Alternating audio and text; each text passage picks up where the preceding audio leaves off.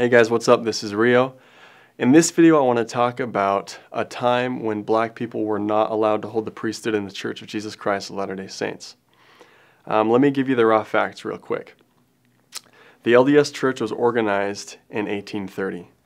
At first, there didn't seem to be a defined policy on whether black people could hold the priesthood or not.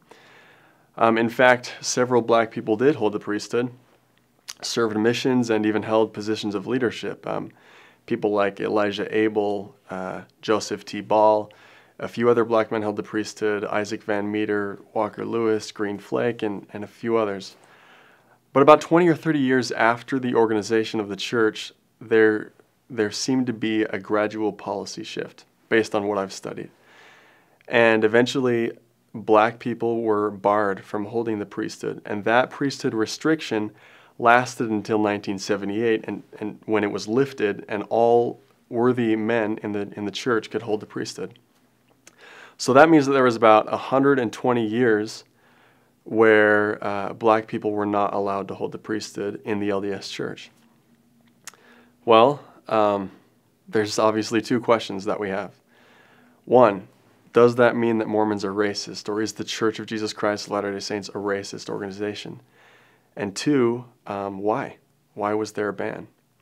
Now, those questions are important for members of the church, and they're important for people who are curious about the church. So let me talk a little bit about Mormons being racist, racism within the church. Now, I'm a Mormon, okay? I'm a member of the Church of Jesus Christ of Latter-day Saints. Because this has bothered me to know that there was a time when black people weren't given all the same religious privileges that I have today. I've studied this, and in my opinion, the Church of Jesus Christ of Latter-day Saints is one of the most anti-racist groups in our nation's history. And let me explain why. First off, Joseph Smith himself ran for president on an anti-slavery platform.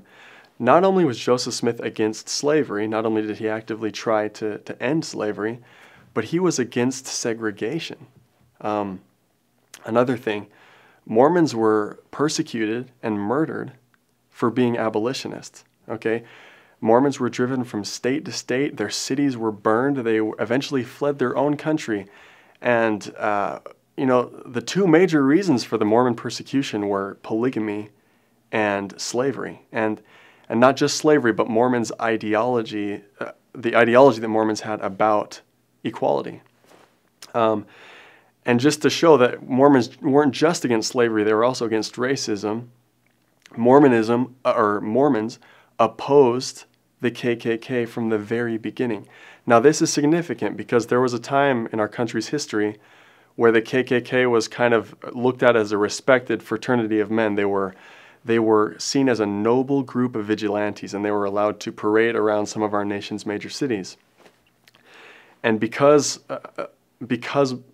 Mormons opposed racism and the ideals that the KKK stood for, they were against them. And in fact, our Mormon missionaries were hunted and murdered by the KKK because of that. Anyway, that's an interesting topic, and you should study it. Another thing, blacks were given the right to vote in the Utah Territory about 100 years before any other U.S. state gave blacks the right to vote. Oh, I could go on forever. Let's see, what's another one? One that's super significant to me is that there was never segregated congregations in the LDS Church. Never.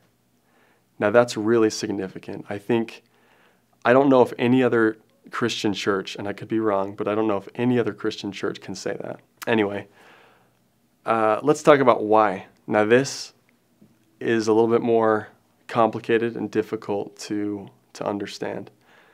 Because there was no specific revelation barring blacks from the priesthood that was ever written or recorded anywhere, it's difficult to explain exactly why the ban began or when exactly it began.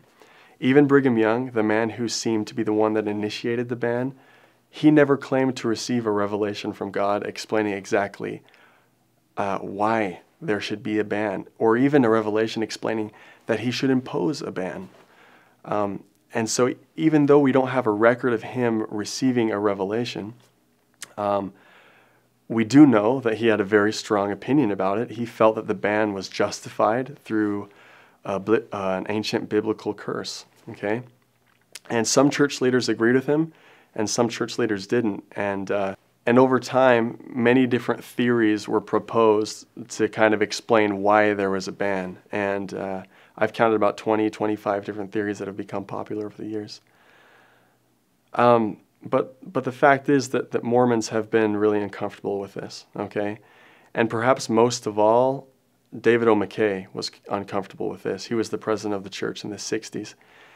And he prayed about it and fasted about it for years. And the only answer he ever claimed to receive from God was to wait, that now was not the time to lift the ban.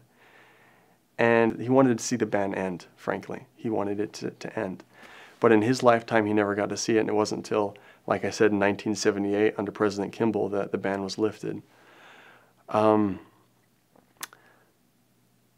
How do I personally feel about the ban? My feelings are, whether or not it was inspired by God, it happened. And God knew about it, and for some reason, he allowed it to happen. I do believe that God allows things to happen for a reason, and that's my honest opinion about it. Now, if you're a normal person, this is going to bother you, okay? This bothers most of us, and so what you need to do is study it on your own.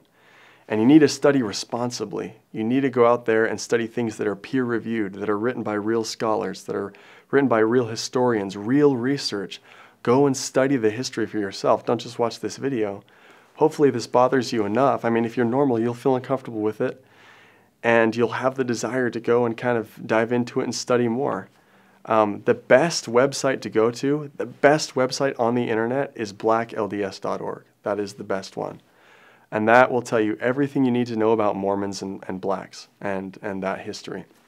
Also, blacksinthescriptures.com, or you can look up fairlds.org, I think, or you can go to the Neal A. Maxwell Institute. My favorite online book about this is called Neither White Nor Black, and if you click right here, you can go to it. And it talks about the racial history, it talks about the priesthood ban and kind of the spiritual history as well. So I hope this video helps somebody.